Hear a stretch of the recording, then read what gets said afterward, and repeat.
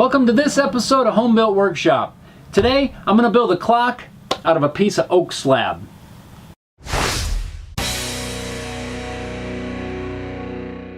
Like I mentioned at the end of the coffee table video, if you haven't seen that, I'll put a link down below in the description.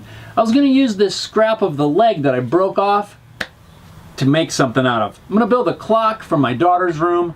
The first thing I need to do is get it planed down. Now originally I contemplated building a planer sled for this, but I did discover that if I lay it down on one face, it's pretty flat. There's no wobbling, no warping.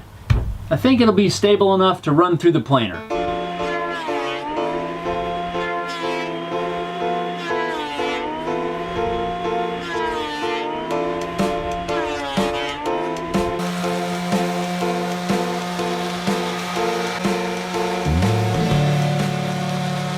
Now I need to cut a piece of the bottom off. That's going to become the base. I'm just going to hold it on the edge of my work table, kind of just figure out where I like the look of it. I think I like something like that. I'll cut this off on my table saw using the miter gauge. Now I know this piece doesn't fit the miter gauge at all, but I've got some spacer blocks clamped in place to stabilize the blank. Now I'm going to lower the blade so it just cuts slightly into the wood. Making multiple passes on the table saw, I'm going to cut a tenon on the end of this chunk.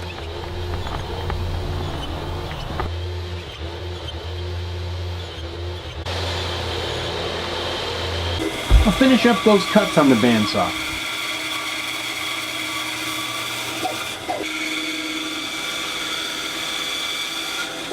I'm just going to clean up the tenon with a chisel.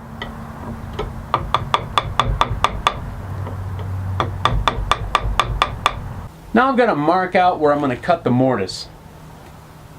I'm just kind of lining it up by eye, and I'll trace around the tenon. Right there is where I need to cut. I'm going to use my router planer sled to cut this mortise. I need to secure the piece in place by clamping some blocks of wood around it. With my piece secured, using a straight cutting bit on my router, I'll just cut the mortise.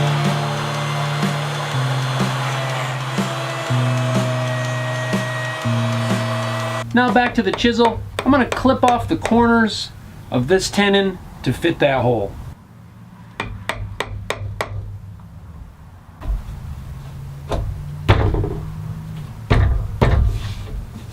It's a nice fit. It's me and Dad here, and we're going to sand a layer. So we're going to start by sanding this part. Let's get started. And we want to sand the part that we want to sand back and forth. I got it. We want to sand back and forth on the edge.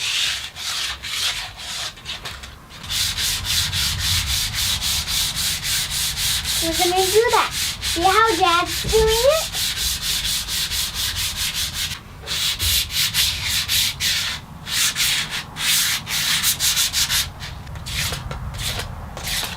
I think that looks flat enough. I do too.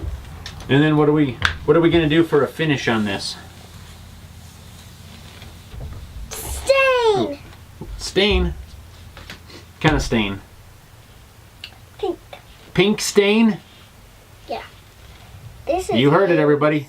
She wants pink stain? Yeah. We're going to do pink stain. Yeah. First we got to make a trip to the store. We're gonna get epoxy and we're gonna get stain. You guys don't have to come with us, but you can.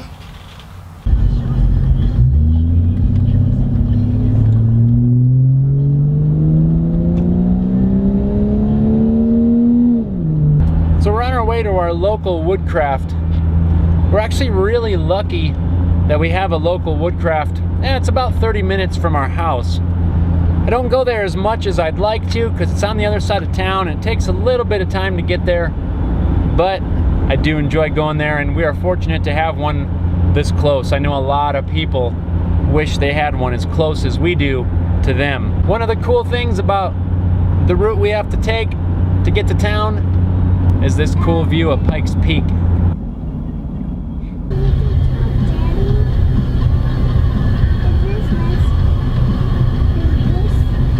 All right, so Haley and I made it to Woodcraft. We are gonna head inside and get a couple of supplies and things we need to finish up her clock. We got some Gorilla Glue epoxy. We're just gonna mix it up. Spread it all over the cracks. Daddy, don't forget right there. We're using the epoxy to stabilize and fill the cracks in the wood. Glue epoxy. Me. So now we got all of our cracks filled with epoxy. We're gonna let that dry for a little while and then we'll sand it back down.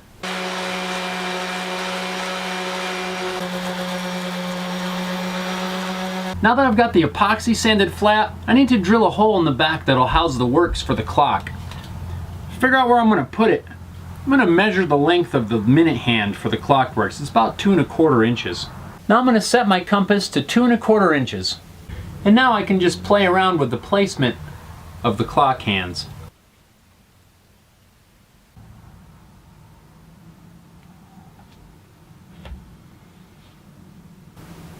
Once I'm happy with the placement, I use the tip of the compass to poke a tiny little hole.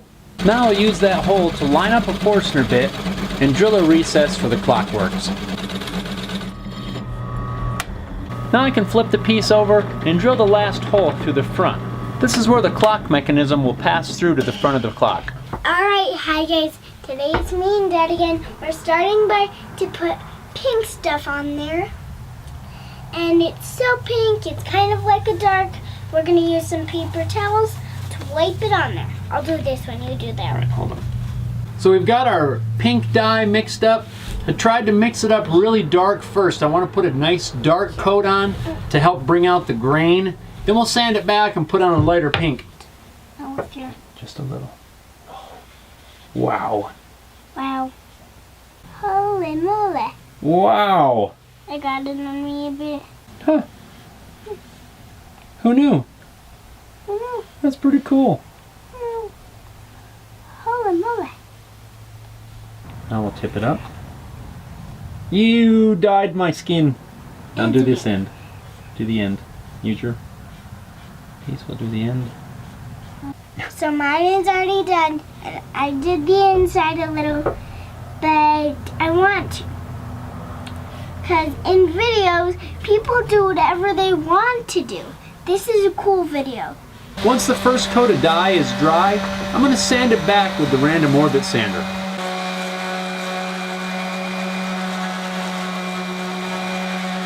Now that I've sanded down the first coat of dye, I've diluted what we had left. So this should be a little bit lighter. So what we're left with should be a contrasting grain. So we're going to start by wiping it this way and that way over and over again for like 20 minutes. We'll let it 20 minutes dry and then we'll let it sit for a bit. Me and Dad are going to do a project. All right, there's our lighter coat is complete. We'll let that dry. Then we'll sand it up again.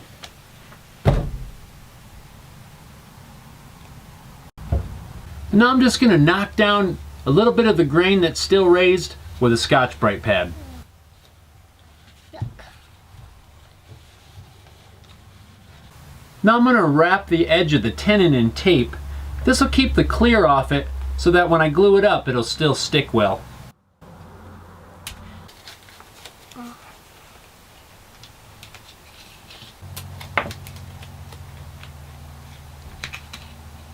For the finish, we're going to use this clear wipe-on poly.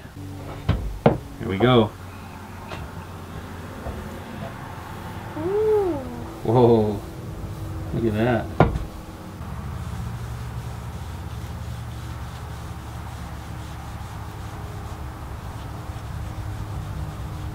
And I'll repeat that process, sanding in between each coat with a Scotch-Brite pad. I'll probably do about 3 or 4 coats.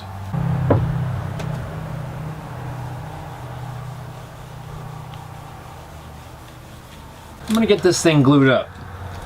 I'll start out by coating the mortise and the tenon with wood glue.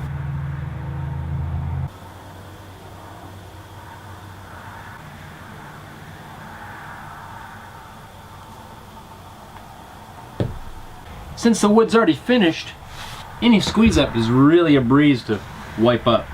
Now to hold it together initially, I'm going to use one of these band clamps.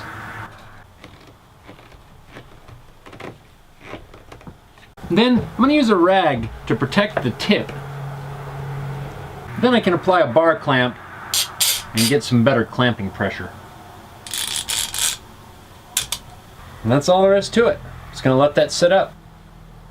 So now that our finish is dry, we are going to assemble the rest of the clock. We'll just install the clockworks right in the back. There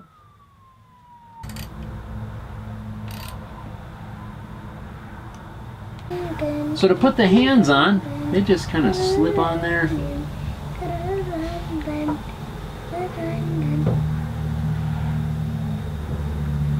Once you slip the minute hand on, there's a little tiny nut. Just put that on to lock the hands in place. Now the last thing that we need to do is get these numbers stuck into place.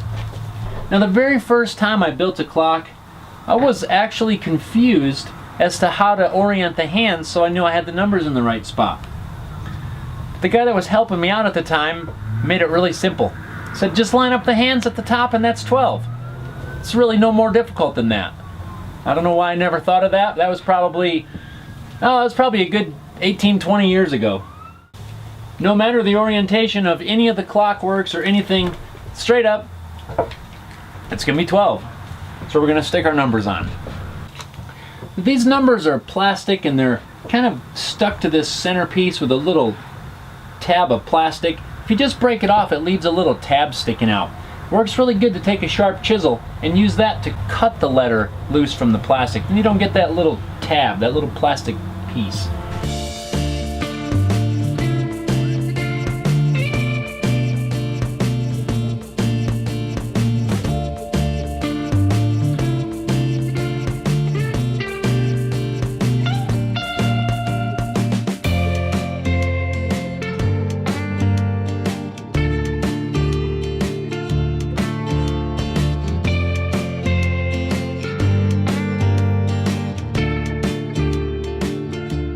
Alright, so that completes Haley's clock, made out of a piece of white oak slab dyed pink by request.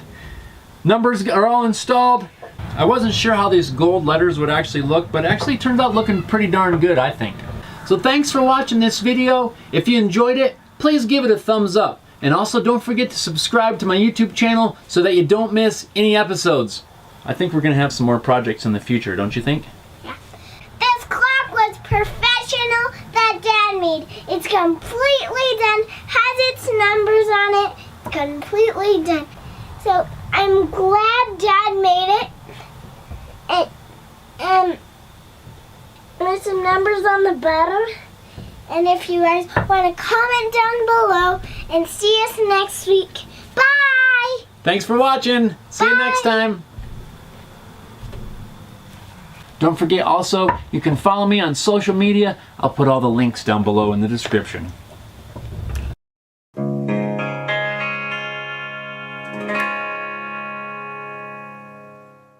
So guys, see how I'm doing it? It's kind of a little bit of a project. Slow down, slow down. Why is these lines going that way? These lines are the growth rings on the tree. When the tree grows, it has rings. Each ring represents a year. So a lot of rings, a lot of years old that tree is. Dad, look. Oh, it has a mixer thing in it. Well, how cool. We don't have to use anything to mix it with. Dad ate the bones. I got some on you. I'm so sorry. I'm glued up. I'm so sorry. We got all our cracks filled with epoxy. Nope. No? No, see. So now we got all of our cracks filled with epoxy. We're gonna let. This was epoxy glue, Gorilla Glue, and it was made from all the villagers, but one villager had left. So, looks pretty good. Me and Dad are all sticky. I stuck my finger in some. Not again. Dad stuck his finger and I stuck my finger.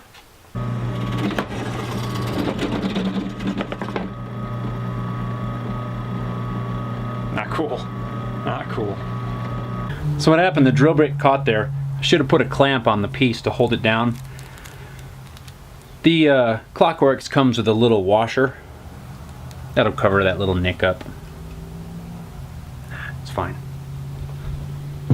I'm gonna be pink for like a week.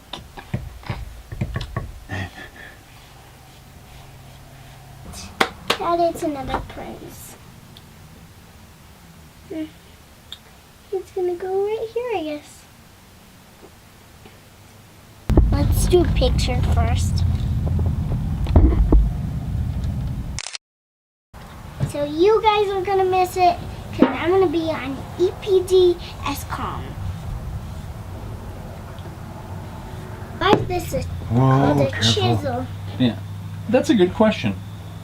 I don't know why it's called a chisel, because you use it to chisel away wood, but I don't know, somebody named it a chisel and that's just what it's called. Haley's slab clock is complete. Nice pink dye. We got the letters all installed. Couple of options. They're not letters, they're numbers. Silly. Dad was messing with me. He said they're letters and they're numbers. Alright, we'll start over. I'm going to say the right thing. Thumbs up and like our video.